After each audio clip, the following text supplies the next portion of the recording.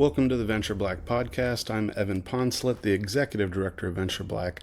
On this episode, we will have Terrance Stevenson, who is the Director of C-City, a subdivision of the Washington State Technology Industry Alliance, also known as the WTIA. He'll be interviewing me, and we'll cover such topics as why you should be founding or investing in venture scale companies as a Black founder, what the economic impact is of having your intellectual property absorbed by your employer as a tech employee, and what larger community ambitions can be achieved by founding and investing in venture scale companies. So please do give this episode a listen and appreciate your viewership. This tech space here in Seattle, in Washington State, and actually across the country, because I know you do work in Silicon Valley and elsewhere. Founder, investor, ecosystem builder. Could you share why you feel it's important to help tech workers, especially those from undercapitalized backgrounds, under-resourced groups like Black tech workers, connect with the venture capital and startup world, even if they're not founders yet? Why would you say that's important? Yeah, definitely. I think it's super important because it's important really from a racial wealth gap perspective for people to be able to own the highest performing assets.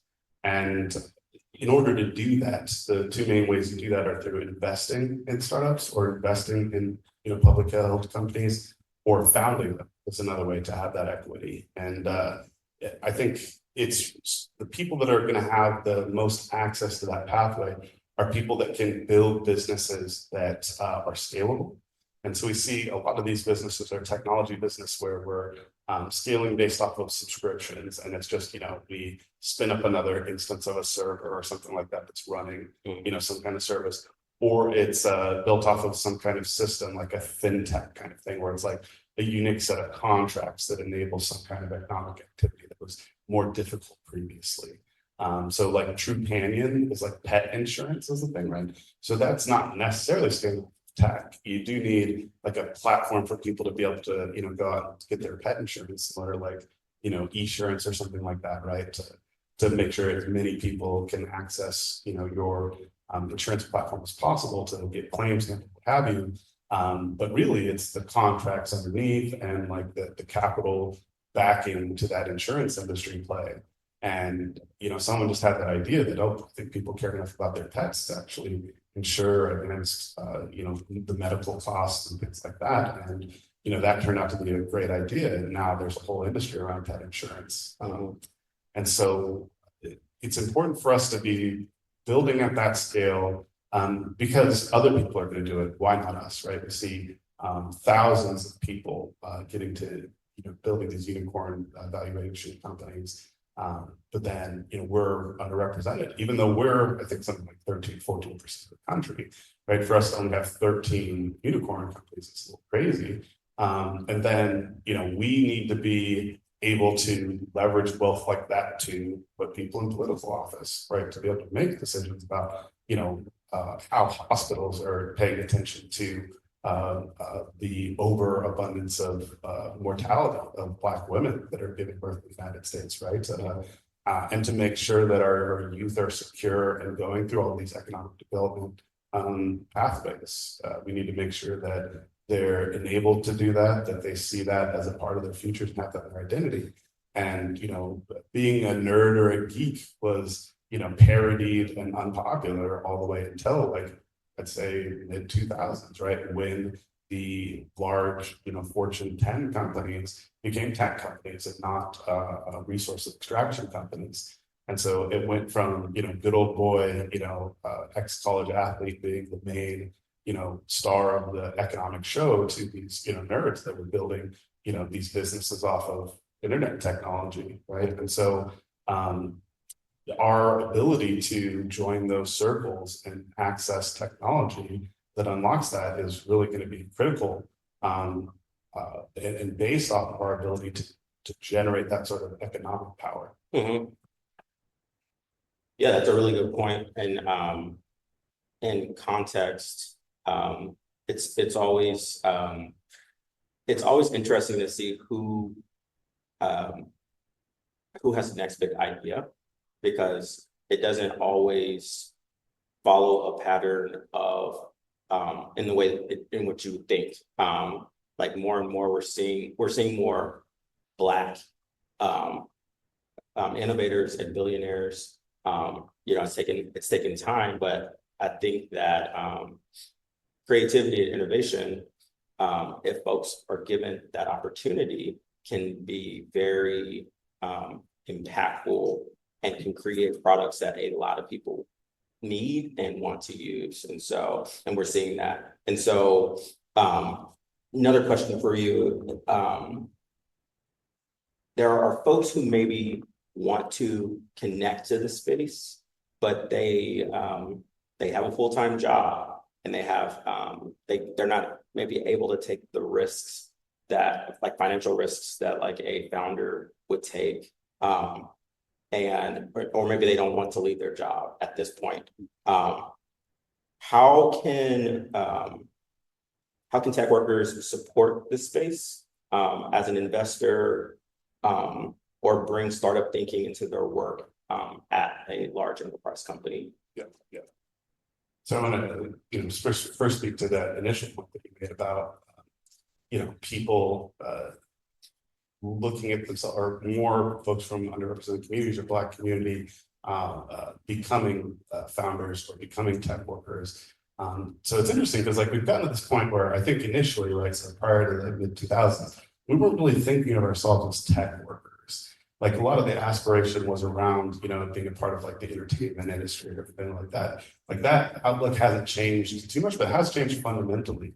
Like we saw with the Obama administration, what people seeing themselves as politicians or people in white collar jobs, right? Seeing themselves as positions of excellence, which were, even that vision of the future identity wasn't widely available. And so now we're shifting more and more into people that see themselves as college graduates, see themselves as white collar workers, see themselves as tech workers, right? But we're still seeing people that don't see themselves as inventors, as originators. They see themselves as laborers and selling their labor for $1, but not selling a product for $10, right? And things that scale off more than their labor. So how do we get people looking at that? So part of it is this wealth gap, right? So we have 1/8 of the net worth of white folks on average, right? So our Black households do. And so how do you look at that in terms of risk, and how do outside actors look at that in terms of risk? So at the beginning of some of those charts, we showed the friends and family round. And there's the perennial story of, oh, these people were garage founders, right? The family had a garage. That's nice. My family's raised in an apartment. You know what I mean? Or $300,000 for my parents to go start a business. That sounds pretty fishy, right? What could I do with $300,000? So where's that capital coming from? And so with 1/8 of net worth, which is order of magnitude less, right? With the housing statistics I showed, so we're by and large, working out of apartments or condos or different things like that, right? So it's like, okay, in those scenarios, how do we get capital to people to even take that risk, right? To be able to step out of their jobs. And so one thing is you can build a lot on paper before you have to commit the resources to doing it or spend the time building the tools to get to market with. So you can do customer discovery, market tests, everything like that. One of the stories around this is kind of began with Netflix. So the founders of Netflix, originally, I think they were both, I can't remember, they're working at one of the big tech firms down in Silicon Valley, but they commuted together. And one of the guys had made a bunch of money. It was later in his years in Silicon Valley, had a lot of exits. But every morning their commute would go like, one of them would just pitch an idea. And then the other guy who was like less talkative, but it let him kind of play the scenario in the straight man role, which was just like, okay, well, this is why that won't work, right? So they just perennially go through these business ideas and why they wouldn't work. And so one day they struck upon like competing with Blockbuster Video with doing a mailing of VHSs to people's houses. It was like, oh, well, that won't work because VHS take this long, the rewinding is crazy, you get eaten alive. But then one day the compact disc comes out, right? And you know, the guy gets ready to jump in the car and pitch the next idea. And the quiet guy actually says, oh, hey, actually, we need to go back to one of our previous ideas here. Like I was just reading in Scientific American, you know, CD, which can store more things. We don't have to worry about rewinding it. But if we remember, in the last novel, the thing that killed it was the rewind time and all the infrastructure they'd have to go into that. So it's like now the math makes sense. And so they went and started like they bought a CD to see what it would take to burn a CD, and then went and asked people, hey, would you buy or rent a CD from us for a few days, and then mail it back to us. And then people said yes. They're like, okay, let's do this. So and it helps because, like I mentioned, one of them had the capital to be able to like get them to do it. But they did, I think, at that moment, quit their jobs and start doing it. This was like a typical Silicon Valley story, which is the burn the boats. We're going to do this. There's no way back. You know what I mean? And I think you do kind of need that level of commitment. And so it is kind of like there's a certain amount of privilege to it, but it's a privilege that is afforded to people that are, sometimes getting severance, right? As they're, being, pushed out of the labor market in favor of AI or in sort of terms of the market, right? So it's something to think about. It's like, do I go back into this industry where my labor they're constantly trying to devalue it, or me, or they don't see DEI as a priority anymore, right? Or, any of these sorts of things. So I'm not being valued, for my cultural accomplishments or contributions necessarily. So do I want to contribute my labor to that? Or do I want to learn this different way of economic activity? And so I think getting people to think on those terms is the other part, is like identifying themselves as someone who's capable of doing invention, capable of building company.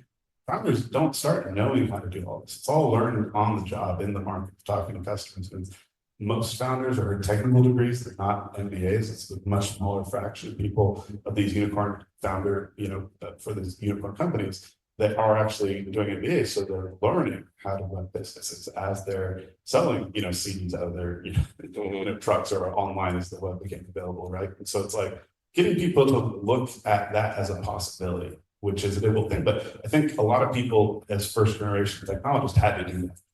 It's faith is what is it? As MLK said, it's like climbing a staircase without knowing that there's like a second floor to a building, right? You're just going up and you're hoping, right? Maybe if you're a first generation engineer in your family, you're hoping that someone will hire you, right? And now that is looking even more strange. It's like, oh, they're hiring me, or they're going to hire an AI at $25,000 an hour when they could pay me, 125 or what have you for entry-level engineering salary.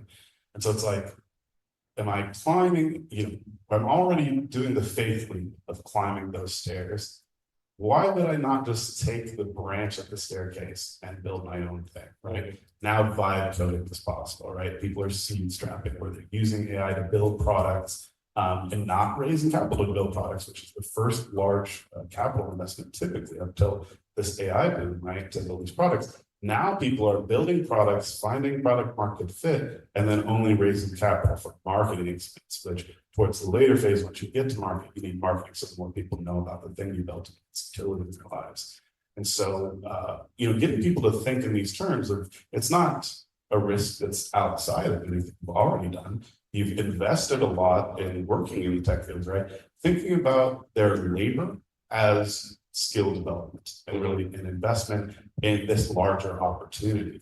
And then why do all this? Well, I pointed out the economic impact of this for Black generational wealth and community building, right? It's like, well, if you want a community, do you want to be asking other people for your community? Do you want to be begging people? But what is it going to be? Next year is going to be it's like 200th anniversary or something like that of the United States, right? So it's like, or 250th anniversary. So it's like, we've been begging for people to care about our, home ownership, begging people to care about our, prenatal, issues or women dying in hospitals at larger rates, begging people to care about, nutritional deserts in our communities, right? Like that is the way forward, past 250 years, continuing to ask people that have really struggled to do soul searching, right?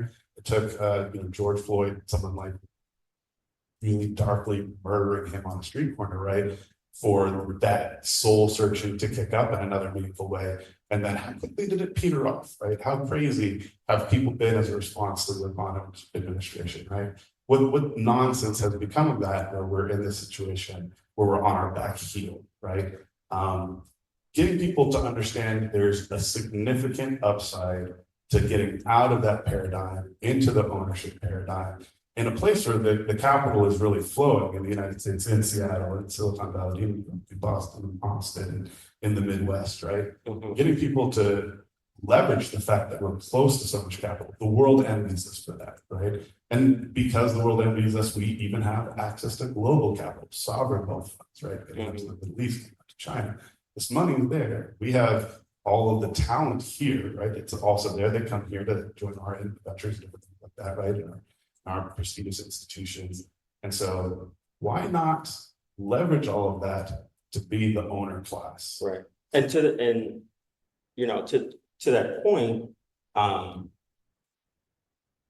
there are a lot of, we have this Innovate State map that's out, and it shows Washington's, I would say Washington State is kind of a special state when it comes to tech, because we're not Silicon Valley, but we have a lot of major tech companies here that have been a really important part of the kind of global tech industry, like Microsoft, like Amazon. And the Innovate State map is really cool because it shows the ways in which these different ecosystems connect, and also how startups have been sparked from innovation that was initially at, maybe at Microsoft at one point or at Amazon.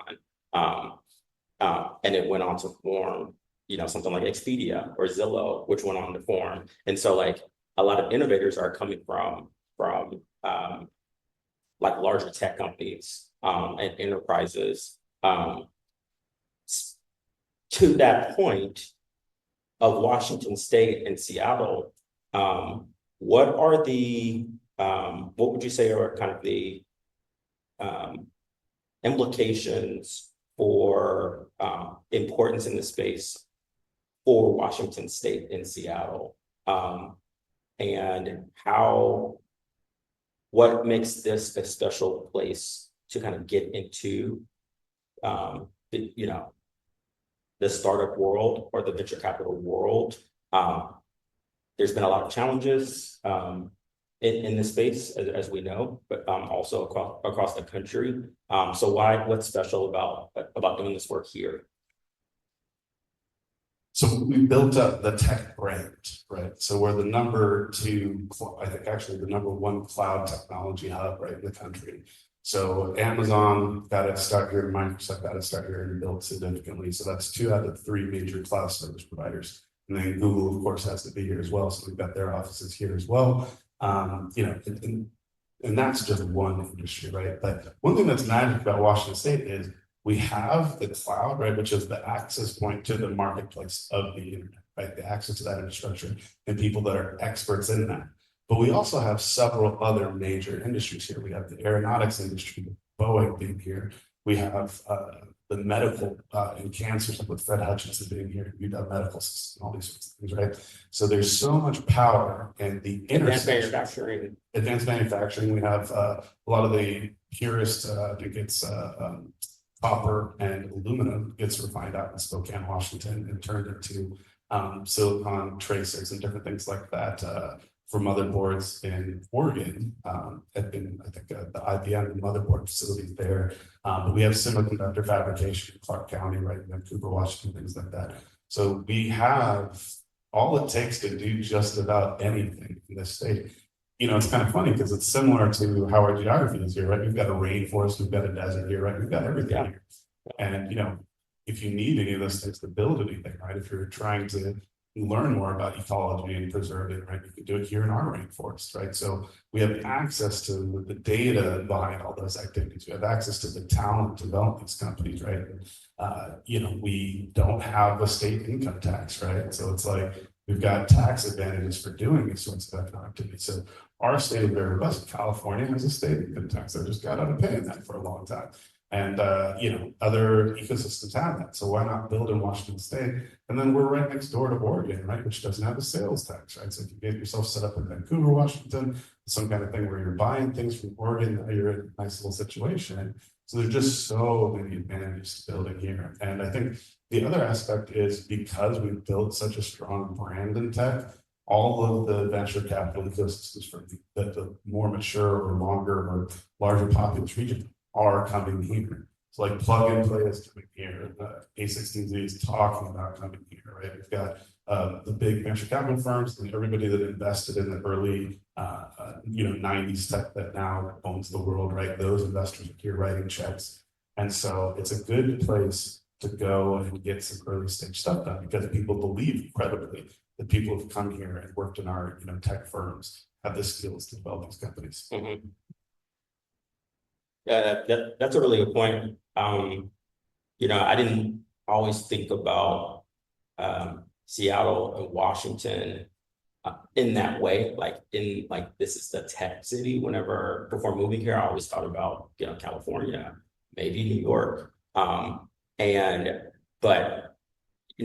it's everything that you're saying is really speaks to how unique of a place this is. And I personally feel like if you're not a founder or, and you don't have those ambitions, there are still ways to connect into this space. And there's still a lot of opportunities. And as many people as possible should be at least considering it and seeing where can you both support this space and where can you benefit from engaging in the space. I think there's a lot of opportunities. And so to that point, what are some practical, what would be a practical first step for, perhaps a tech worker who's listening and is curious about engaging in the space, but doesn't really know where to start? What's a simple thing they can do this month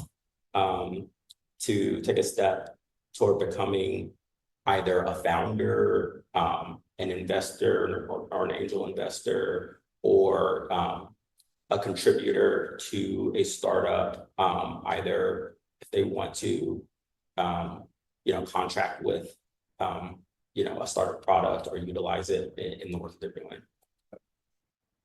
Yeah, it's kind of funny. I was just at Seattle University's Project Day for their engineering graduation, which is a public event, right? So I was going through there. I've been through that myself. I graduated from Gonzaga and had a master's degree in computer science from Seattle University. And so at Gonzaga, for the Seattle University thing was a much smaller affair, but for my master's, but for my undergraduate, Gonzaga is a big kind of thing I have to exhibit. And so, that's what the situation was for the undergraduate projects at Seattle U.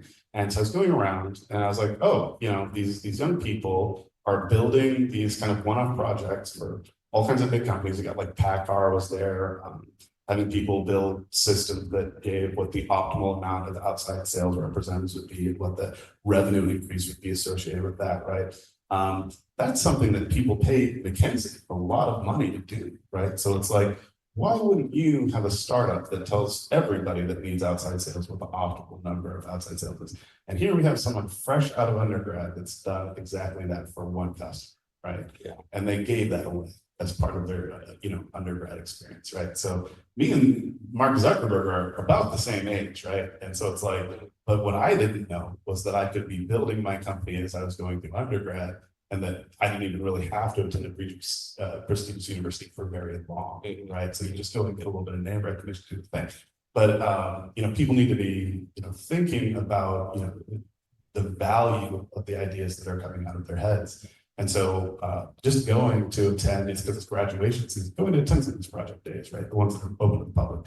Get down to Stanford and see what these folks are doing. I was just at their breakthrough venture conference that a young man, Roman Scott, had put there to showcase underrepresented founders of amazing companies that are going to go out there and change the world. Go and just look at the value of people at the beginning of tech careers, and then think about yourself. Right? And it's 5 years deep in this, what am I doing? I've got a bunch of patents, but I'm just on the name of them. Maybe I'm getting some royalty checks from them, but I don't know. Right. And so you're building the name of Elon Musk that goes there to represent us in crazy ways, right? The tech industry, right? let's represent ourselves. So how to do that, right? How to do that? What are the first steps? So one is go to some workshops, like the startup community meets. Go find startup community meetup calendars, register with the WTIA, and go to WTIA sponsored events. Our ecosystem has a Seattle Tech Week that's coming up in July, the last week of July, where all of the venture ecosystem is going to be hosting a bunch of events. Look at the Seattle Tech Week calendar. Go hit those events because you'll be meeting people that are key in our ecosystem. You'll be meeting founders that have taken the journey, that start off exactly where you're at, and you'll learn, wait, these people are not like more genius than I am. Like, I'm pretty smart. I think I could do this, right? So go and understand that that's a possibility for you. Take that, go to, some workshops, do a hackathon, especially go to AI houses, hackathons. They've got a great calendar. They've got a great partnership with Bolt AI, which is a vibe coding kind of using AI to generate your first product, right? Do a hackathon. You're now probably an industry expert or fastly on your way there, or you've gone through the capstone project. A startup company isn't much further than that. If you are not slightly embarrassed by the first product you put out to market, then you're waiting too long to put it out to market. So take that capstone project, wrap it up, go talk to customers, or go talk to venture capitalists, go talk to angels at any of these technical events and say, like, hey, you probably you give money, but you also talk to a lot of like customers, right? What are your customer contacts? Like, these people can introduce you, if you have an idea, right? They can introduce you to the corporate venture capital arm of Indeed, or through the Tech Alliance. They have a whole corporate venture capital series where they're introducing founders that aren't much further than back of the napkin math to people that invest full time in companies in behalf of larger companies. People that will develop you that way. So go do that. Get yourself some hackathon stuff together, and look at potentially using the guy that's working next to you at the desk, or the gal that's working next to your desk, or in your capstone project with you. Approach them. Like, hey, would you be interested in this idea that I have? Like, maybe working on it with me, and just do it. Like, get started. That's the main thing. Startup science. Commence with the doing, and then commence with that asking and honing, because it's never about the polished products. So, when Bezos started out, it was 2 servers on top of a door that had been repurposed as a desk. He saw that it was cheaper to put brackets and legs on the door than it was to buy a desk, and so he did that. And he had 2 servers, Bert and Ernie.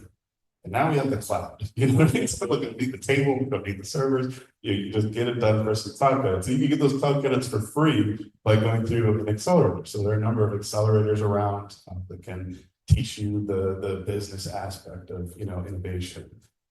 So get yourself into an accelerator with your co-founder, that's the person working across from you, or someone in your network that has an interesting idea in a space. Maybe you're a technical person and they're not, or vice versa. You know what I mean?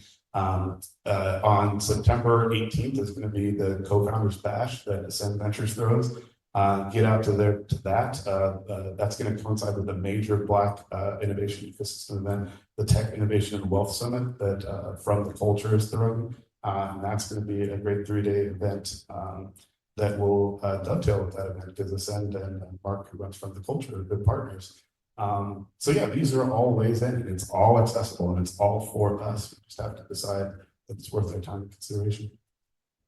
Yeah, and I'm really glad you mentioned there are so many events that are happening, and that's a really great entry point if you're not familiar with this space.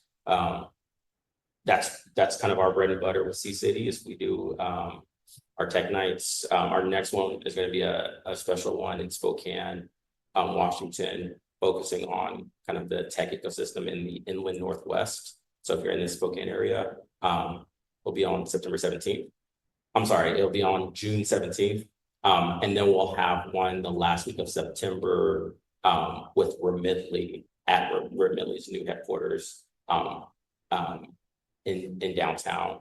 And we'll be having some conversations that coincide with Latino Heritage Month, which is another under-resourced and undercapitalized group that we are supporting here in Washington State, Seattle. and across the country in the tech industry capacity.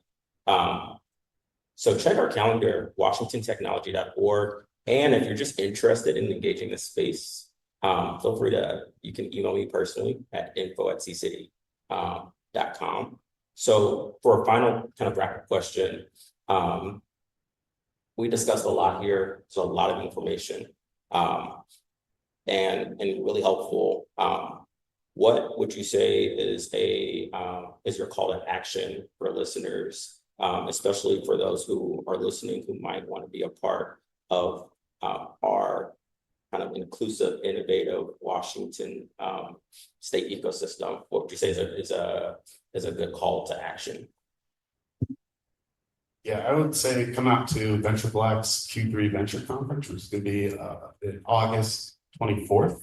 And it's going to be the weekend after Lewis Rudd's Rudd Black Leadership Conference, which is going to be August 16th.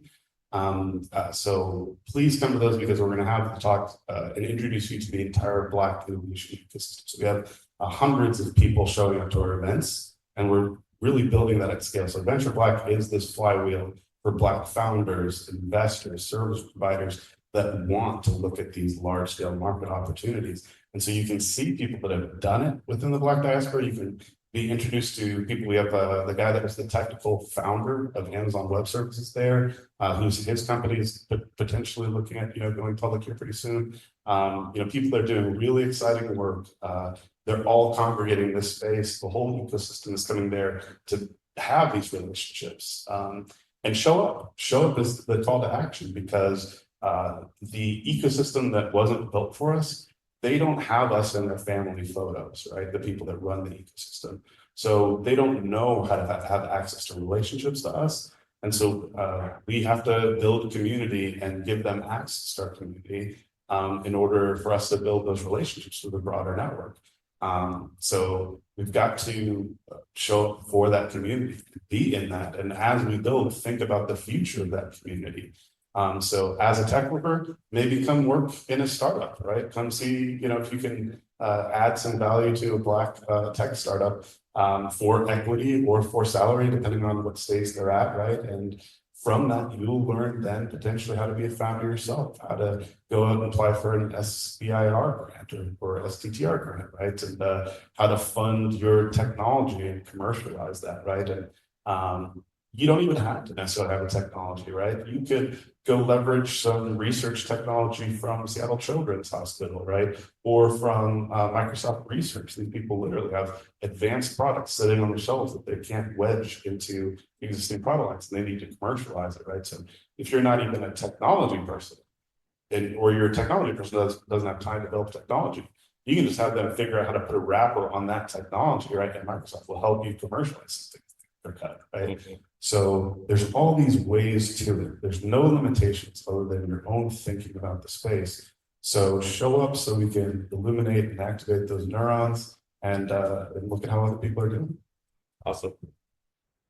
I think that was a really great way to close. And again, there's a lot. I think Washington State is we have a lot of unique features that support our tech industry. There's a lot of work to do, but there is we are an area where community is really important, and we've seen that kind of throughout the history of the Puget Sound region with regards to organizing and labor unions, and that has fostered a bit of connecting that to our culture. And so those aspects do lend and feed to our broader tech ecosystem. And I would say it is inclusive if you're not from the tech startup background. You can still be a part of it, and it's open to everyone. So I encourage everyone to do that. And I just wanted to give a plug that in October we'll have our AI WTA is doing our AI week, and we'll be having some more of these tech accelerating events as well. Did you? Yeah, I was going to say, so one thing that happens is the world comes out here to work in our tech ecosystem. Our work in aeronautics or what have you, right? And, especially Black community comes here because of the economic access. But then because the community isn't, or because people don't know where to access the community, because we're not marketing it effectively enough, or just because it's not in a specific geography where they have immediate access to, right? People are leaving and going back to ecosystems where there are more kind of Black representation, or where they can see, a future and of larger kind of socioeconomic mobility. And so it's like, this is where so much money is, ridiculous amount, right? So what's the cost of us not building community here, right? That's something to think about. So, in order the grass is going to be pretty green where you water it. And so think about why you might do this sort of stuff, in addition to like getting money from the tech farms or what have you. What would it mean to build here for future generations of Black people, right? So the first successful, really commercial venture in Seattle was a guy, William Gross, who was banned from the logging and coal industry that was here. But he started a restaurant, a barber shop, and a hotel all in one, right? And he was like, okay, everybody needs a haircut, everybody needs food, and everybody needs a place to stay when they show up here. Because of that, he was able to buy 12 acres of land from him yesterday. Everybody knows yesterday, not so much the Gross name, right? To build land, to buy land, to subdivide for families that would be moving west from the first to second Great Migration, right? So he was a pioneer, right? We should be pioneers because of the wealth that is here for the people that will come after us. Think in the future and what ownership here, where the wealth is, where the intersection of technology and all these big industries are. Why would you not want a prosperous future for your family here? Maybe start building today. Absolutely. That's a great way to end. Thank you. Thanks for joining us. And keep on the lookout for more of these awesome conversations and resources. And stay in touch.